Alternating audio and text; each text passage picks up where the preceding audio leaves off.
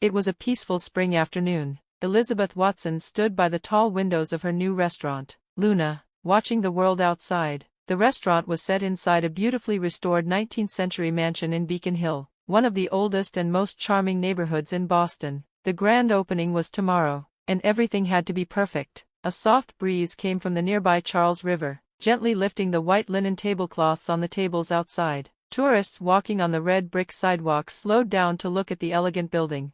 Perfect, Elizabeth whispered to herself, a small smile forming on her lips.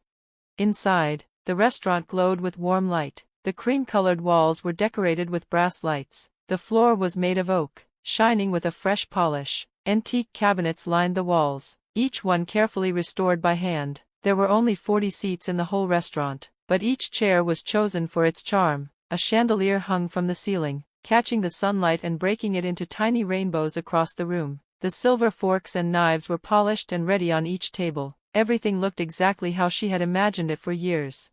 Elizabeth pulled a small, worn notebook from her pocket. Its leather cover was old and soft. This recipe book had belonged to her grandmother, Margaret. Elizabeth had inherited it 15 years ago, and she carried it with her everywhere. She opened the book and saw a recipe for homemade ravioli, written in her grandmother's gentle handwriting. The sight of it brought back childhood memories, standing on a stool in the kitchen, making pasta dough while the moonlight streamed through the window. Her grandmother would hum softly as she guided Elizabeth's hands, smiling with love. That's why she named the restaurant Luna, after the moon and those quiet, magical nights in the kitchen. Elizabeth had worked hard to reach this point. She had built her reputation as head chef at the prestigious Four Seasons Hotel. The New York Times once called her one of the most promising young chefs in the country. She had won many awards in cooking competitions, and top chefs respected her skill. But ever since she was a little girl, she had dreamed of having her own restaurant, so she saved every dollar, took out a big loan, and poured her heart into opening Luna. Still, the memory of a painful family dinner from 3 months ago kept coming back. It was at a fancy restaurant, in a private room with high ceilings and fine wine. Her family had gathered there for dinner. The mood had been cheerful at first. "Oh, Caitlin just closed another big real estate deal," her mother, Martha, said loudly with pride. Elizabeth's younger sister, Caitlin, smiled confidently, her pearl necklace shining under the lights. "Yes, I sold a house in Beacon Hill. The commission was around $100,000. Next, I'm handling a luxury vacation home in Martha's Vineyard." Their father, John, beamed with pride. "That's my girl," he said. John had worked in investment banking for many years and always favored Caitlin's career. To him, only money and smart business mattered. Then, her mother turned to Elizabeth. "How long are you going to keep working in that unstable cooking job?" Elizabeth froze. She lowered her chopsticks. "Being a chef is a good profession, Mother," she said quietly. No, people in high society don't take cooks seriously. You should be more like Caitlin. You have talent, but it's wasted in a kitchen." The table fell silent. Elizabeth stared at her plate. The rich foie gras in front of her had no taste anymore. It felt like chewing paper. The words had hurt deeply, but she had said nothing. That dinner had happened 3 months ago. Since then, Elizabeth had thrown herself completely into preparing for Luna's opening. She called on every connection she had made in the culinary world. She brought in James, a talented sommelier who had trained in Paris. She hired Sarah, a pastry chef who had worked at Michelin-starred restaurants. She built the perfect team. Just last week, she had sent out the invitations for the opening night, including to her family. Now, sitting alone in the quiet restaurant at night, Elizabeth held a wine glass in her hand. The deep red wine shimmered in the light of the moon, which was beginning to rise above the rooftops. She looked at her phone. No messages, no replies from her parents, no word from Caitlin. "They'll come," she whispered to herself, even though a part of her wasn't so sure. Outside, the old gas lamps of Beacon Hill flickered to life, casting a warm glow over the cobblestone streets. The red brick buildings stood quietly, as if watching over her. Tomorrow, everything would begin, a brand new chapter in her life.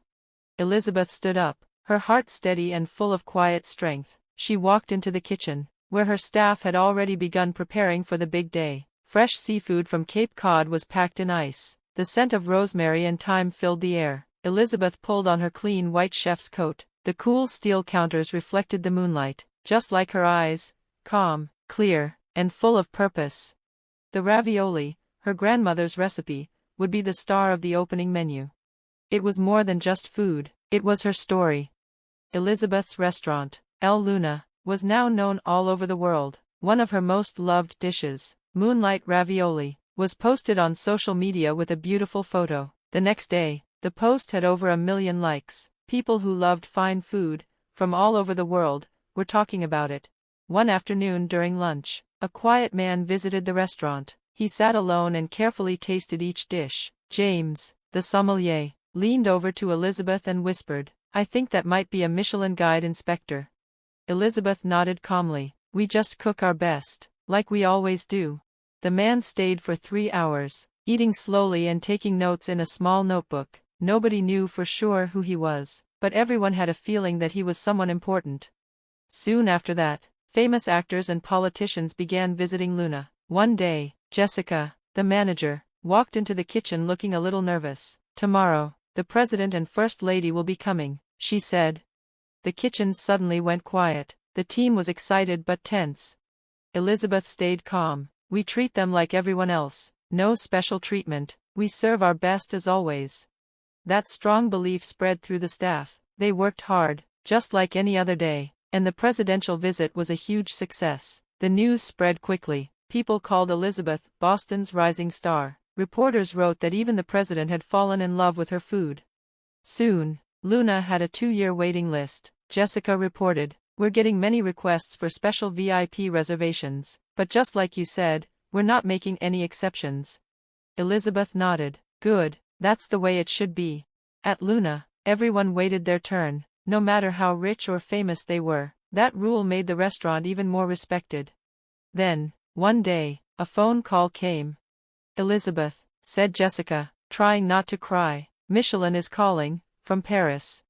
With shaking hands, Elizabeth answered. The voice on the other end gave her the news. El Luna had earned 3 Michelin stars. And not just that, it was the fastest 3-star rating ever given to a new restaurant in American history. The story exploded across news channels and magazines. One of her staff ran in, holding up a copy of Forbes. "Chef, look, Luna's annual revenue is now over $20 million, and they say your own income is over $10 million. Elizabeth smiled, but not with pride. She smiled quietly, knowing that this success wasn't about money, it was about staying true to herself. Still, even with all this success, she sometimes thought of her family. Her parents were still traveling on a luxury cruise. Her sister Caitlin hadn't called. Elizabeth felt a quiet sadness in her heart. She looked out the window of her restaurant. The moon was shining above the city. She pulled out her grandmother's old recipe notebook and began writing ideas for a new dish. Inspiration filled her again, just like it had when she was a child. In October, the trees along the Charles River turned bright orange and red. Elizabeth's parents, Martha and John, came back from their long cruise. One evening, in their luxury apartment, Martha showed John a magazine. On the cover was their daughter, Elizabeth, cooking under moonlight. The title read, "The Miracle Chef, Elizabeth Watson, recognized by the world." Martha opened the magazine slowly, her hands trembling. Inside, the article explained that Luna now had a 3-year waiting list, and even celebrities had to wait. But instead of hurting the restaurant's popularity, this made it even more valuable. John stared at the page. "I can't believe it, our Elizabeth." Just then, the phone rang. It was Caitlin. "Mom, Dad, it's a disaster." "What happened?" Martha asked, worried. "My real estate clients are canceling. They say they won't buy luxury homes in Boston if they can't get a reservation at Luna." Martha gasped. Caitlin's business depended on selling expensive properties, but now, dining at Luna had become a new kind of status symbol. People didn't just want a fancy house, they wanted to be close to power, and that meant being able to eat at Luna. "Can't you talk to Elizabeth? Get us in?" Caitlin begged. "I already tried, they won't budge. Even when I gave my full name, the hostess just said, 'We do not make VIP exceptions.'" After the call, Martha sank into the sofa. What have we done?" she whispered. That night, unable to sleep, they turned on the TV. A documentary about El Luna was airing. There was Elizabeth, cooking gracefully in her kitchen. The narrator said, "Elizabeth Watson's signature dish, moonlight ravioli, is based on a recipe from her grandmother. It brings together tradition and creativity in a perfect harmony. Tears rolled down Martha's cheeks. For the first time, she began to understand her daughter's dream. The next morning, Martha called the restaurant. "I'm Elizabeth's mother, can I please get a reservation?" The answer was quiet but firm. "We're sorry, we are unable to make any exceptions, even for family." At that moment, Martha understood everything. The coldness they once showed Elizabeth had come back to them. Later that day, John showed her a newspaper article. Luna now earning over $30 million a year. Chef Watson's income surpasses investment bank executives. Their daughter had gone further than they ever imagined. Meanwhile, Caitlin was struggling. She lost more clients. "Everyone wants homes near Luna," she said, "but if I can't promise dinner there, they don't trust me." Caitlin's business was collapsing, and now, Elizabeth was the gatekeeper to Boston's elite, not them. "I wrote her an apology," Martha said softly, holding up a letter with tear stains. "Dear beloved daughter, please forgive us. We didn't understand your dream." But weeks passed with no reply. Instead, the only response they got came in a plain envelope with Luna's logo. Inside was a formal message. "Dear Madam, thank you for your letter. As per our policy, we do not make special arrangements for family or VIPs. Sincerely, Executive Chef Elizabeth Watson." Martha held the letter to her chest. Snow was falling outside. She wept quietly, realizing the past couldn't be undone. Elizabeth's light now shone over the whole city of Boston, but for her parents and sister, it was a light they could only watch from a distance.